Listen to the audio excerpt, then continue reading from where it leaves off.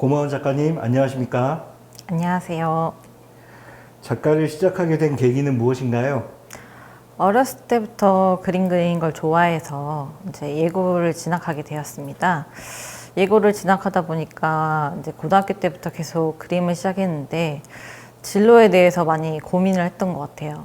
근데 가장 내가 하면서 즐거운 거를 제 업으로 삼고 싶다라는 생각을 하게 되면서 계속 작가 생활을 지금까지 이어오고 있습니다. 네, 자신의 작품을 한 단어로 표현한다면? 저는 본능이라고 이렇게 말하고 싶습니다. 왜 그러냐면 이번 이제 전시를 하게 되는 작품들을 처음 시작했을 때 제 본능에 좀 이끌려서 했던 작업이기 때문에 그렇습니다.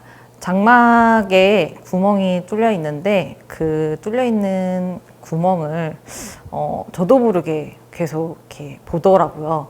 그러니까 막혀 있는 거를 구멍이 있으니까 사람들이 보고 싶어 하는 그런 심리. 제 본능에서 나와서 이제 그거를 지켜봤던 것 같아요. 그러다 보니까 이 작업을 그걸로 시작하게 되어가지고 제 작업을 저는 본능이라고 말하고 싶습니다. 작품 활동을 지속하게 하는 원동력이 있다면 무엇일까요? 저는 자기 만족인 것 같습니다. 저는 작업을 할 때 가장 살아있음을 느끼는 편이라 남들이 주는 이제 원동력보다는 제가 했을 때, 작업을 했을 때 즐거움과 약간 힐링? 그런 거를 많이 느끼기 때문에 자기 만족에서 가장 큰 힘을 얻는다고 생각합니다. 작품의 주된 주제는 무엇인가요? 저는 가림막과 장막을 가지고 작업을 하고 있습니다.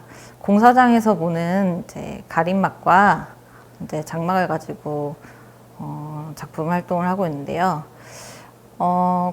쉽게들 많이 보실 거예요. 일상생활에서 공사장을 가시면 이제 지저분한 환경이나 이런 거를 가리기 위해서 막아놓는 가림막을 이제 거센 바람이 불었을 때 쓰러지지 말라고 뚫어놓은 이제 구멍이 있는데 처음에 작업을 시작한 계기도 이제 그 구멍을 이렇게 유심히 관찰하다가 작업을 시작하게 되었습니다.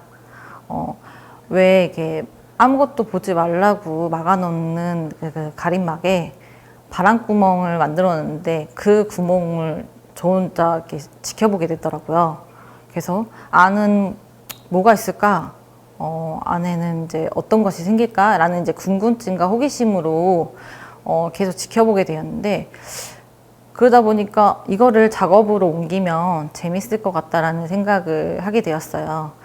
제가 그 전에 했던 작업들은 이제 공간에 대한 해석을 가지고 하게 되었는데 그런 공간을 가림막을 통해서 관객들에게 궁금증과 이제 호기심을 더 이끌어줄 수 있는 장치가 되지 않을까라는 생각으로 이제 장막을 주제로 작업하게 되었습니다. 평균적인 작업 기간은 어떻게 되나요? 소작과 이제 큰 작품들 다 다른데요. 근데 보통은 일주일에서 2주 정도 소요되는 것 같습니다. 본인 작품의 감상 포인트는 무엇인가요? 제 작업은 두 가지 방식으로 이루어지는데요. 첫 번째는 공간을 그린 다음에 두 번째는 그 공간을 덮는 장막을 그리는 형식입니다. 그러다 보니까 이제 공간을 그리고 그 위에다가 장막을 그리기 때문에 아크릴이라는 물성 때문에 그 전에 그렸던 공간들이 약간 자세히 보시면 티가 난다고 할 수 있죠. 그러니까 그 공간을 좀 상상을 해보시는 것도 좋고 아니면 작가가 이런 공간을 그렸구나 그 위에다가 장막을 덮어 씌운 거구나 라고 보셔도 재밌을 것 같습니다. 작품 활동에 영향을 미친 인물이 있나요? 영향을 미친 작가라기보다는 저는 제가 데이비드 호크니를 좋아합니다. 그러다 보니까 이제 아무 좀 좋아하다 보면 영향을 받지 않을까라는 생각을 하는데 제 작품 중에 이제 거의 첫 시리즈인 그 미안성이라는 작품을 많이들 이제 데이비드 호크니 작품하고 이제 비슷하다고들 많이 하세요. 색감이. 저도 그러니까 좋아하다 보니까 그런 색감이나 그런 형태들을 좀 영향을 받지 않았을까라는 생각을 합니다. 서울 옥션 제로베이스 경매에 참여하게 된 계기가 있을까요? 주로 작업을 이제 관객들과 소통하는 창구들이 전시 아니면 이제 마켓 형식으로 된 이제 그런 전시들을 하게 되는데, 좀 다른 형태로 많은 사람들과 소통하고 싶다라는 생각을 하게 되었어요. 그러다 보니까 좋은 기회에 이 제로베이스라는 거를 알게 되어서 신청하게 되었습니다. 이번 경매 출품작 중에 가장 애착이 가는 그림이 있을까요? 작가는 다 모든 작품에 애착이 갈 거예요. 그래서 뭐 꼽으라고 하면 모든 작품이라고 말할 수 있는데, 좀 재밌게 작업을 했던 거는 그 공유지라는 작품인데, 그건 제가 코로나 시기에 작업을 하다 보니까 작업실에만 있는데 제가 답답하게 느껴지는 거예요.